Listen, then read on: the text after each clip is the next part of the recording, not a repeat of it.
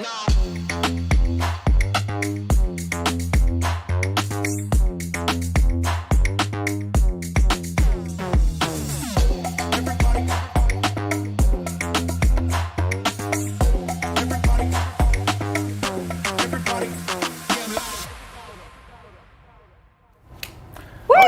back, fish heads. Yeah, third stream of the day, Blue Friday, a long way to go. Super excited for this one. We have all kinds of giveaways and stuff still going on today. And like I always say, make sure you guys subscribe to the channel, smash that like button, hit the notification bell. We are live until 7 p.m. this evening. Yep. For information on sales, giveaways, and all of that going on today, do check out waterboxaquariums.com. You can find raffle, giveaway, sales, and schedule all in that one spot, so check it out. Do want to mention real quick that with the sales, everything that is on sale is in stock. This is going to be shipping most of the time much faster, but no later than November 30th. So everything you see that's on sale is in stock. We're not taking back orders. If it goes out, it's gone. Yeah. You know, time is of the essence as far as grabbing what you want for the model. There will be some restocking in the U.S., but you know, in previous years we've done back orders, and you're like, okay, it might come in a month, it might come in 2 months. You know, this year is like the first time everything's in stock. Our warehouse is already working on orders right now and getting things pumped out. There's going to be tracking numbers going out today for people. So you know, there is no wait really, which is something completely different. A lot of people think they're going to be waiting a while. It's coming quick. Yeah, and like you said, again, I want to stress, no back orders. So definitely get your orders in if you're thinking about placing one. And I did want to mention, because I've seen some chatter in Canada, because there are some items not in stock.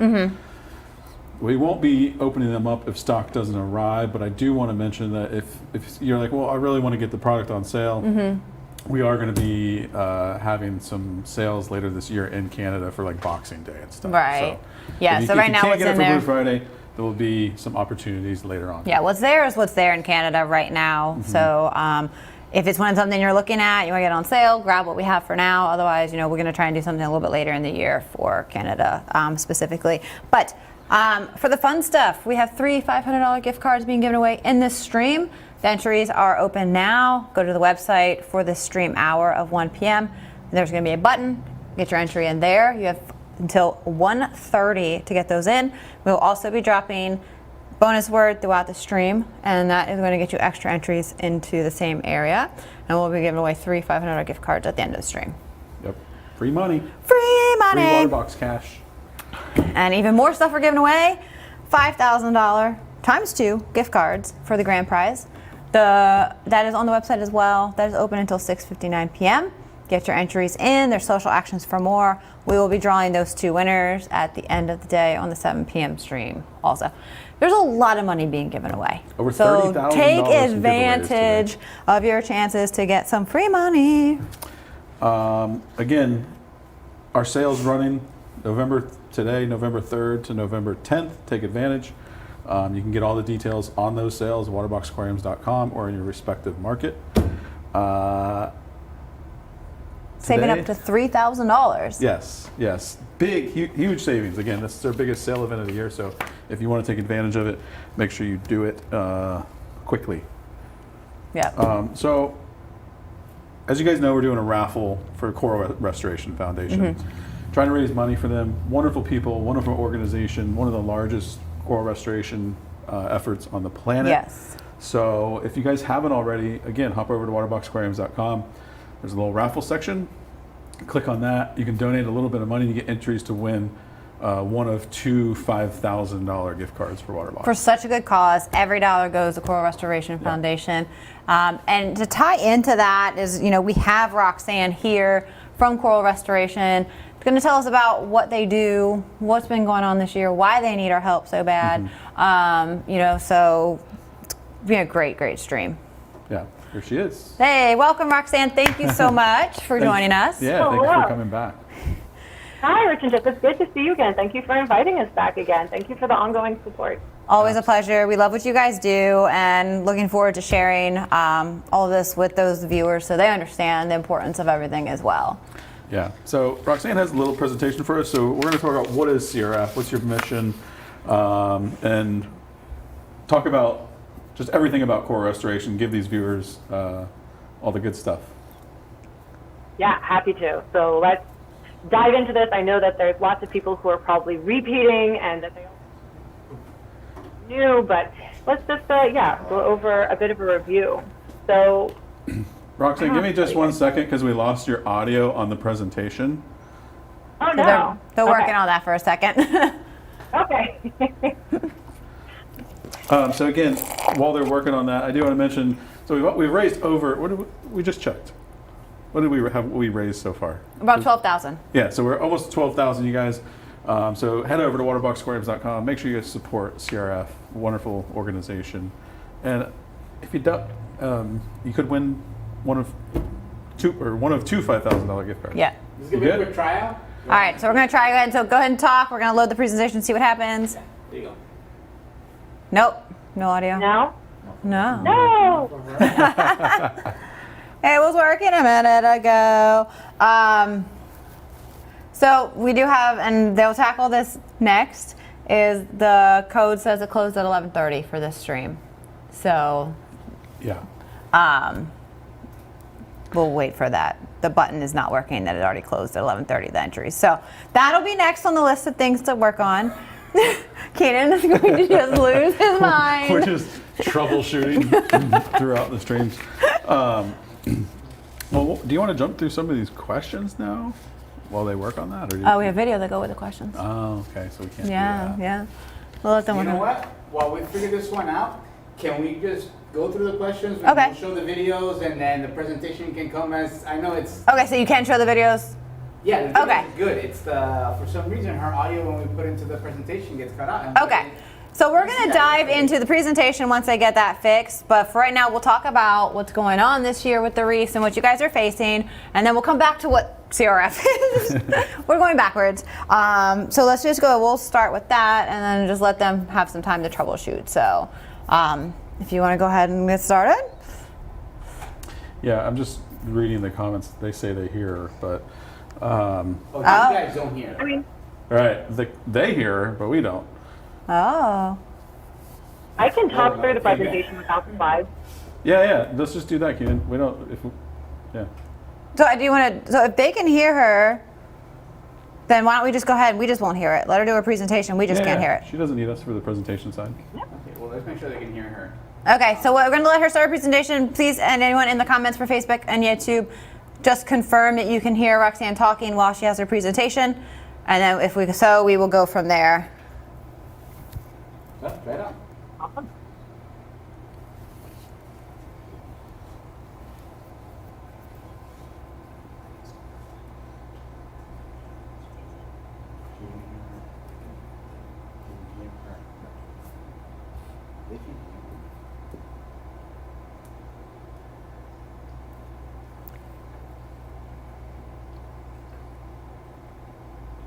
We cannot hear Roxanne. Can't hear. They survived multiple cycles of natural climate change, of natural warming, natural cooling, and they adapted and survived and evolved and turned into this really beautiful ecosystem.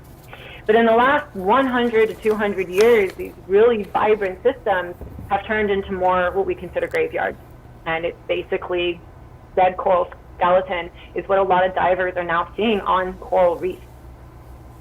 This is the problem for, the entire planet. There's around 500 million people who directly rely on coral reefs for coastal protection, for livelihood, for food. We rely on healthy oceans for 70% of our oxygen, as well as coral reefs for 25% of all marine life. Without coral reefs, we don't know what our future looks like. In the last 30 years, we've seen a loss of 50% of the world's coral reefs. But what's really frightening is that by the year 2100, within the next 80 years, we anticipate that shallow water coral reefs as an ecosystem could go extinct from this planet. Now, if you let that sink in, I'm not just saying 1 or 2 species of coral are going to disappear. I'm not saying that 1 or 2 species of fish are going to disappear. Everything associated with a coral reef will be gone from this planet. Here in Florida, we have the world's third longest barrier reef system right in our backyard.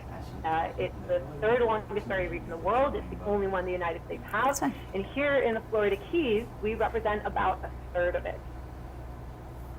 Since the 1970s, we've lost 98 to 99% of our historical hard coral habitat in the Florida Keys. And within that, we've lost over 90% of our two most historically dominant species, staghorn coral and elkhorn coral. But the kind of loss we started seeing in the 1970s is what a lot of reefs around the world are only just starting to experience now. So we are kind of a natural laboratory, kind of a microcosm that's showing what the rest of the world can turn into if we don't take action right now.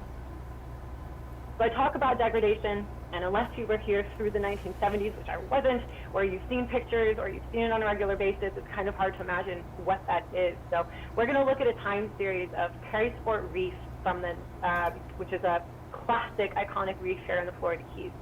And in 1975, this is what parts of Perrysport Reef used to look like. Now, for me, what jumps out here is this elkhorn coral, right? Species we have here in the Caribbean. It's about 4 or 5 feet tall. You can see it as far as the horizon goes. It's beautiful. And what we see here is a coral-dominated environment, lots of structure, really healthy ecosystem. But 10 years later, by 1985, we're seeing dramatic changes. There's a shift from a coral-dominated environment to an algal-dominated environment. We're starting to lose structure. By 2004, that structure continues to degrade and fall apart until by 2014, it looks more like that graveyard we had talked about. Now, I really wish we could snap our fingers and just fix a few things and be on our way to a better place for our reefs, but unfortunately, it's just not the case. We face a lot of local stressors in the form of human impact, in the form of loss of herbivores like long-spined sea urchins, in the form of development and pollution, both statewide as well as locally, and then of course lots of chemicals going into the water in the form of sunscreen from the tourism port here every single year. The big one we're going to focus on today with this conversation is going to be the global stressor of climate change.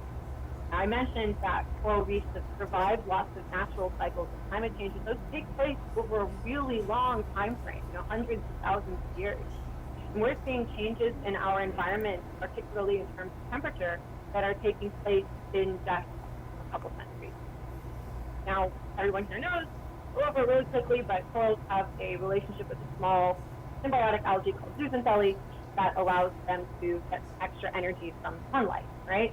And in times of stress, like increased temperature levels, the relationship between the coral and the zooxanthellae breaks down, the coral loses the pigmentation of the zooxanthellae, and the coral turns white. So it's not the really beautiful brown color of the coral behind me in my background here, but it's just white. Now, the corals are very much alive in this state. You can see their tentacles reaching out, trying to grab food, and they can recover, but if the stressor doesn't relieve fast enough, then the corals will not recover and they will instead die. So the biggest challenge our coral reefs face right now is ocean warming because of climate change that we are a direct part of. So as Rich mentioned earlier, Coral Restoration Foundation is one of the world's largest restoration organizations and is the largest one in the Florida Keys. Our goal is to restore the coral reefs here, educate others on the importance of our oceans, and use science to further good practices. But really what it comes down to is large-scale massive action. And as we're about to talk about here, this is large-scale not only in terms of lots of corals that are returned to the reef or raised in our ocean systems, but also just the inspiration of millions of people like you. It all starts with our coral tree. I know there's a bit of a delay in the slides here. There it is. It all starts with a coral tree that's now recognized worldwide as being one of the best ways to grow certain species of coral in large quantities really, really quickly. And it's not just one tree. It's not even a few dozen trees, literally an entire nursery worth of trees. This is one of our nurseries, an aerial view of it. There's about 500 trees in this nursery that cover about an acre and a half size space. This nursery is home to about 30,000 corals, and that's just one of them. We have multiple nurseries between Perrysport Reef all the way down into the lower Keys and Key West. Together, they're home to about 45 to 50,000 corals. Now, any of you last year might have heard me use this example, but we have to keep in mind that biodiversity is important, right? I gave the example of a big empty field last year, and you're going to get colonizers like grass and weeds, and you need that to stabilize the field before you can get a nice, healthy population of smaller trees and bushes, and then your big redwoods. Just like that ecosystem progression is important, so it is with coral reefs. So we actually focus on outplanting 4 different species, 2 really resilient, fast-growing ones like acroporid, staghorn, and the elkhorn that we have here in the Caribbean, and then 2 species of Orbicella boulder corals. But in total, we have 20 different species in our nurseries so that this biodiverse environment can be more resilient. Now, we had to get these corals from somewhere. We did get them from the local Florida Keys. And we took small pieces through propagation. We brought them back to the nurseries and we raised them up. We do also do rescue efforts where if there's construction being done somewhere, we'll go and take the corals from that area and bring them back. And we do have a lot of different genetic varieties in our as well. We actually have genetic variants that no longer exist in our coral in the wild. They only exist in our nurseries. They inside off. And we're going to get into this later, that the genetic diversity part of what our work is really, really critical, and it actually forms the entire foundation of how we dealt with and responded to the bleaching event we had this summer.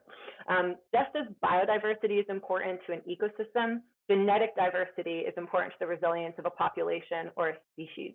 So we actually try to maintain as much genetic material and genetic diversity in our corals as we can.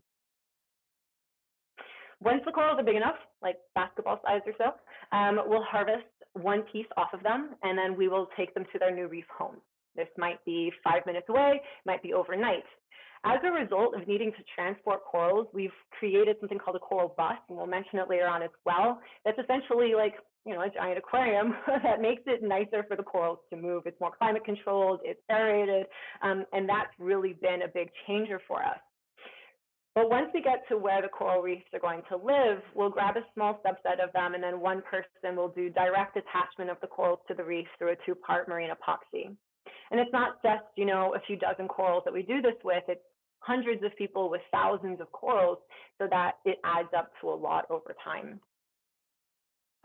We have to prove that this is working somehow, and so we have tried multiple metrics. In the past, we used to go and check every single coral in person, you know, a little house visit to each coral. But when you have 200,000 corals, that gets really hard. But the other issue is that checking on a coral individual tells us the survivorship of that one coral. And while that's really important to us, that one coral doesn't tell us how the entire reef restoration project is going. So we've fully switched to a system called photomosaics now, where we take overlapping photos and we image an entire reef area, and we can zoom out and then really see how the corals are doing. So in this image, every blue dot you see represents 7 elkhorn corals. And we can do this immediately after completing a site, and then we can do it 6 months later, 1 year later. We could do it 10 years later if we wanted to. And in this way, we can see how the corals are doing, but more importantly, how much area we're covering. So to date, we've covered over 5,000 square meters of reef using the photomosaic method of imaging it. We work with a lot of collaborators to assess whether or not things are going well also. We had a 10-year study that showed that where restoration was taking place, we were stabilizing the substrate and allowing for coral population trajectories to increase in those areas. But in areas we did not restore, they continued to decline in population. We also see our corals behaving naturally. We want these corals to fuse together so that they can truly cover as much area as possible, but also create really fixed central strongholds. So that if we get a storm, branches break, that's okay, but they'll grow back from this central location. And what makes us giddy every year is the fact that our corals spawn. We have seen them spawn in the nursery pretty consistently, and we can touch base on what happened this year as well. But we see them not only spawning in the nursery, but we see them spawning in as little as 2 years after being returned to the reef as well. So this gives us a lot of hope that the corals can jumpstart their own population as well once a certain site has been stabilized as part of the process of recovery. So to date, we've returned over 200,000 corals back to the wild of the Florida Keys. I love this before and after image as it grows over time, and that we've been, with you guys, you've probably seen this picture growing literally as well, from these little corals in 2017 to these big healthy colonies in 2021. So that's a real quick recap of what we do, how we do it, and just to give us a little bit of context of what's going on. That's awesome. I think that definitely enlightens a lot of people into like what you guys are doing, on what scale you're doing it, and like how much really work goes into it. It's not an easy feat. I mean, a lot of these reefs have come back from nothing to like growing beautiful actual colonies and spans of space. So that was awesome. I love it every time I see it, and I've seen, we've worked together quite a few times, and it's always amazing to see the work that you guys are doing, which kind of leads us to like what's happened this year that hasn't been so amazing, and kind of what you guys have been working with. And so let's talk about first is like what's happened this summer that's been such a massive issue and causing the bleaching. Yeah, absolutely. Now I'll just, I'm a coral scientist, right? So climatology and climate science isn't quite my bag, so I'll do my best to explain it. But effectively, we've known that every year our summer temperatures have been getting warmer and warmer and warmer, and that's part of climate change. The planet's warming, the oceans are warming. And then just to compound it, we got an El Nino event this year. And El Ninos here in the Caribbean and Florida are associated with elevated summer temperatures. And so you put those two together, and we kind of had that perfect storm.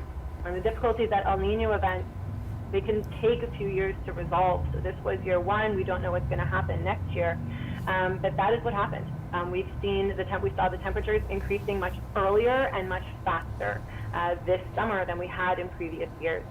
Some people might have seen that there were temperature loggers showing over 100 degrees on the bay side here in the Florida Keys, over 90 degrees on the coral reefs themselves on the ocean side. So the temperatures got very hot very fast for the coral. That's substantially higher than average, right? It's not a slow progression that doesn't shock the corals as much, but that's really, really hot. What is the average temperature on the ocean side, on the Atlantic side? What does the temperature usually look like? Goodness. I don't actually know if we have proper historical ones, but certainly in the time that I've been with CRF and growing up here, I'd say that the average summer temperature would usually max out at around 88 or 89. I might get 90 degrees, like right at the surface, but yeah, this was the first time for me personally that I saw it break 90 degrees Fahrenheit, which was terrifying. Yeah, that's horrible. Those are pictures I actually took from Horseshoe Reef that you're showing right now. That was a very, very hard day. How hard have the reefs been hit? What's the scale look like?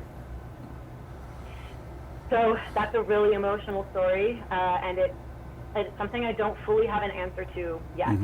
So what I certainly can say is that the reefs up and down the Florida Keys were severely impacted.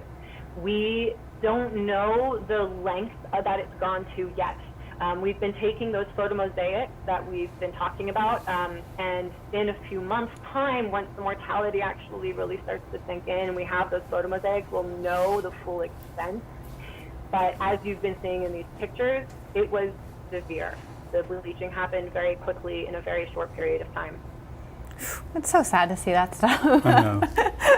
The Keys, I've been going to the Keys my whole life. It's like kind of like my second home. So when I saw this going on, I was like, I know what we're supporting this year. 100%. Oh, thank you. So I know, it's kind of we're asking, like, is there a percentage number that have been affected, or is it too early to tell? It's too early to tell still. The temperatures are cooling off. We are hoping to see some recovery soon. And so what's going to recover and what isn't, we just don't know yet. What is important to point out is in some of these images that you're showing, especially on one of the reefs called Horseshoe Reef, we saw bleaching both in corals that we had returned to the area as well as in some of the wild remaining colonies. So corals were affected. And a conversation we have with people quite often is, people often say to us, well, why don't you pick the corals that are the stronger ones? And it's like, well, these wild colonies that are still here, these are the tough guys. And all of the corals we have in our nurseries come from these tough guys. And this year we saw across the board those older, wilder colonies and our colonies that we've returned to the reef bleaching as well. And in this video, we can see that there's fire coral bleaching. We saw soft corals bleaching. It was a very, very widespread event in terms of species. Well, for soft corals and stuff to be bleaching too, I mean, that says a lot, because those are resilient as can be, for it to be that dramatic. So I know the reefs themselves are, but how about the coral nurseries? Were those affected as well? They were definitely affected, but we have maybe slightly more hope there. One thing I want to say is, as heartbreaking as this entire past, 6 months now, 3 months now has been, is that we will get a lot of really important data on the other side of this. Our nurseries and the reefs basically acted like a living laboratory, and we have a lot of information about the different genetic variants and locations. So I can say certainly that our 2 locations in the Lower Keys, in Looe Key and in Key West, our nurseries there had nearly 100% mortality. But some of our nurseries in the Upper Keys, like Terry Sport Reef, 60% or so of the corals are holding on. And then the nursery we have with Nova Southeastern University in Broward off Fort Lauderdale, almost no mortality. That's good. Yeah, we have lost about 50% of our total stock. So definitely the next, several months is going to be all about regrowing. So tell us, Roxanne, a little bit about the rescue operation. I think we have some videos of that too. Yeah, that was a pretty epic event. I mean, talk about a lot of people coming together to work on something very, very quickly. So the rescue operation kind of took place in 3 different phases, if you will. The first one was, as soon as we saw these temperatures warming, everyone said the first thing we have to do is preserve the genetic diversity. If we don't save the genetic diversity and make sure we have something to grow back from, we don't know if this is going to get worse. We don't know how much longer this is going to go on for. We have to save all the genetic variants we can. So NOAA actually led this effort and pulled together all the restoration organizations, and we pooled all the different genetic variants. We had about 350, plus another 480 so corals that we hadn't sequenced yet, but wanted to make sure we preserved. We brought them on land, and then CRF, using the coral bus, perfect timing, just popped up now that I mentioned before, we put them in the coral bus and we drove them up to the Reef Institute in West Palm Beach. Moat Marine in Sarasota also helped a lot. So all the genetic variants are now being preserved in those 2 locations. Once that was phase 1, we had saved all the genetic variants we could. The next step was to try to save as many corals that we could. So we had 2 different efforts there, where we went and took corals that were high risk, and then again just to take as many as we could out of the ocean, and we brought them to Keys Marine Lab and to Florida Sea Base. One story that I really, really love from this is that we actually called up Keys Fisheries, which is a local fish market. And we're like, can we use your truck? And they had a climate-controlled truck, and they let us put like 1,500 corals in this truck so we could drive them safely to where they needed to go in a climate-controlled environment. So it really became an entire community, not event, but like pulled together to really help make this happen. So you've partnered with a lot of different people and places to really bring as much of this in and save what you can. Like, how long are you expecting that these things are going to have to be held in these locations until things stabilize? Yeah, so good news. The AZA actually put together a group of coral husbandry experts called HEART, because we're practitioners, we're field people. We don't know about husbandry necessarily. And they sent them down to us to help us take care of the land corals. And on Monday, Tuesday, earlier this week, we actually brought the first subset of corals from Keys Marine Lab in the land-based system home to their tavener nursery. Yay! Nice. That's great. So the first steps. Roxanne, First step. correct me if I'm wrong, but before all of this, was it rather difficult to get approval to keep these on land? Like, is this a new thing? There's lots of organizations that keep the corals on land, like Moat Marine. It's usually getting them back in the water that's the difficult part. I mean, certainly real estate down, you know the Keys, right? Real estate in the Keys is kind of a hot topic, right? It's hard to find it. But really, we need to make sure we have vets who come and certify the health of the corals in the water before we can move them back into the ocean, and that's like an extra step. So it's not that it's a difficult thing. It's just one of the choices as a restoration organization you make. Do you want a land-based system, not a land-based system, and go from there. Wow. So most of it's still being held on land, but you're slowly going to be working towards getting everything. And our summer is ending, which is great. So the water temperature is dropping as much as it can for Florida. Yes. Okay. Where's the future with this much of a setback, as you could say, this year occurring? Like, how is the next year or so looking? Like, what are you guys gonna have to change about your mission and your processes? And like, what's the future look like with this much, bad that's happened? Good question. Literally every day, every week for us is asking the same question. We're going to be reflecting a lot and thinking about what we have to do.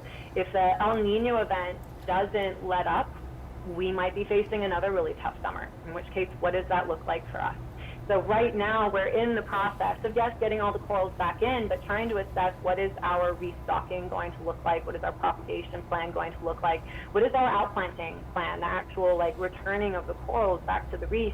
What is that going to look like, especially, if we're thinking about another heat event this summer? So we're in the midst of all of those conversations and trying to figure it out. We're not going anywhere, though. If there's one thing that's for sure is that we are going to continue our work. We've faced a lot of problems in the past with Hurricane Irma, with other heating events. This is just something else that we're going to have to figure out. And when we start working towards this, all of the other restoration organizations in the world, this might help them when they have to face a similar problem. So as unfortunate as it's been this year, it's probably a good experience as far as next year if things are going to happen again, or a warm up. You might be more prepared or more ready with processes to not let it be as severe, perhaps. Exactly, and it's told us a lot about the genetic resiliency of our corals too, where how we saw them responding to the bleaching event, and that's going to help us too. So a lot of data is going to come out of this, and that's going to dictate what our response is over the next year. Roxanne, I have not necessarily not an off-topic question, but one that's not on the paper. I had heard that Sombrero Reef, that was the first reef that I heard about that was getting hit. Do you know the status of that reef? Was that a 100% mortality event on Sombrero? To my understanding, it's near there. Yeah. Certainly near there for the actual corals that were returned to that reef. I can't speak much to the other corals that were on it. I haven't personally visited it. But Sombrero did take a very, very big hit. And something that I found interesting about that I heard from a local, is that one of the biggest things that contributed to that is the 7 Mile Bridge, all that bay water coming directly over the top of the reef, which makes me wonder, were the reefs that weren't adjacent to a bridge, did they get affected less? I don't know if you know the answer to that, but... You are reading the mind of a lot of different scientists who are interested in what happened. Yeah, there were a couple people, some scientists in the coral reef realm, who were theorizing that the warm water on the bay side sank and came out through some of the gaps between the islands, and that's why some of the areas got warmer water than others. And I'm sure that someone somewhere is going to be mapping that and trying to give us a better idea of what we can expect next year and how is that going to dictate what our future work is going to be. Changing placement of reefs and stuff like that to not be hit as hard, possibly. Yeah, possibly, or focusing on different directives and efforts on particular reefs versus others that have this potential for that kind of flow. There's so many dynamics that we don't know about that we're going to be exploring in the next year. Wow. So much involved, so many hands-on, and so many brains involved in everything you guys have done and dealing with it this year. It's such a massive, and this is why it's so important to us to do this again this year and really bring this up to people that don't know what's going on. They're not in this area, they might not understand.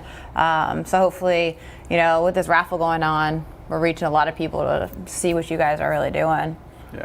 Yeah, and thank you so much. I wish that I had, happier news to give you, and I wish I had more solid numbers to give you. This time next year, we'll have another conversation about it, maybe. See what happens. Like you said, Roxanne, I can only imagine how emotional the past few months have been with all the work that you guys have done over the years. So. Yeah, that was incredibly hard. Wow. And it is continuing to be. There's a site that I really love called Pickles Reef, where we've done a lot of public programs and a lot of public divers have come and put their own effort and time and sweat into returning corals to those reefs, and to see an entire reef area just start to bleach and respond that way, it's I could not imagine. Could not imagine. We really appreciate you sharing it. I know it's probably hard to talk about it. It's still very fresh, but we really appreciate you coming on and, you know, sharing a lot of that and what's happened this year. Yeah, thank you so much, Roxanne. Thank you guys. Thank you. All right. All right, again, everyone, if you head over to waterboxaquariums.com, there's a raffle link. You can go over there, donate a little bit of money to get some raffle tickets.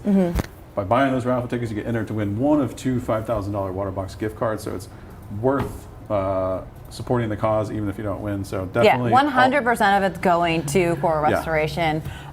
So really to help them in the efforts of what they've dealt with. You know, started working with Roxanne on this stream and stuff, and you know, all the photos and videos that they sent over. You know, going through those, and there's only a portion of what is out there and what's happened this year. You know, it's so sad, but they're not going to stop working on it, and they're not going to stop doing their best to, you know, bring those reefs back. So definitely donate if you can, for a good cause. Yeah, love supporting them. Yes. Do we have some winners? We have some winners. You want to go right into it? All right. let's Yep. do it. We're going to do some All right, winners. Let me say that some people are having a lot of issues with the form. I think you should let them know to refresh the page, because they might be cached, or open an incognito window. Yeah. That's always works. So those of you that might be having issues with the form, they're saying definitely try to refresh the page. If that doesn't work, open up an incognito window or another browser and fill it out that way. There might be some caching issues. Yeah, there's a lot of people in the comments saying if they close out the window and open a new one versus refreshing, it worked for them. So it might just be some behind the scenes stuff. Just close it out each stream and then reopen it back up, I guess. All right. So we got 3 winners, $500 gift cards, and we're ready. Yes. Good. All right, winner number 1. Dallas Tippy. Congratulations, Dallas. Woo! $500 Waterbox gift card. Good old We're giving away $500. all the monies today. A whole bunch of monies. $30,000 in monies. Lots of money. That's ridiculous. All right, we got winner number 2. Ready? Oh yeah, Mario Lopez. Woo! Isn't that a celebrity? Congratulations. Is that from Full House? No? Yes? Is yeah, that from Full House? No. Saved by the Saved by the Bell. Bell, That's yeah. what it was. That's what I was thinking of. Congratulations, Mario. Totally off topic. We'll reach out to you. No offense, Mario. I'm sure you'll All probably right, get and to we it. have one more winner for the gift card. Paul Skubish. Congratulations, Paul. You guys get all the monies for all the Waterbox things. Pays to be watching each stream because, like I said, bonus words and your entries. You will get your gift card emailed to you. So just keep an eye on your inbox and your junk folder for that. We get to take a break. Yay! Yay! So 2 o'clock hour, we will be live streaming the 90.3. You guys can have an open chat, hang out, talk about whatever. We're going to take a little bit break, but we're back at 3 with our Q&A. So this whole stream is dedicated to your questions. Start writing them down, get in that chat, start dropping them at 3 o'clock. And we'll also be giving away 3 $500 gift cards again in that one. There you go. All right, see you in a bit. Make sure to smash the like button, subscribe to the channel, and hit the notification bell. Don't go anywhere. Make sure to join us on the next Blue Friday stream for more guests and giveaways. Blue Friday is back. Blue Friday is a day created by Waterbox Aquariums dedicated to education and growth for aquarists worldwide. We'll be live on Facebook and YouTube from 11 a.m. to 7 p.m. with special guests dropping knowledges about all things aquatics. This year is packed with special guests, sales, and over 20,000 in giveaways. Giveaways include 3 $500 gift cards every stream. Grand prize is 2 $5,000 gift cards. You can enter for your chance to win now by going to waterboxaquariums.com. And don't forget, Blue Friday is the best day to save big on your new Waterbox aquarium. There will be sales on aquariums, accessories, and equipment. Sales are live in the USA, Canada, United Kingdom, and Europe on Friday, November 3rd at 11 a.m. Eastern. until Friday, November 10th at 12 p.m. Eastern.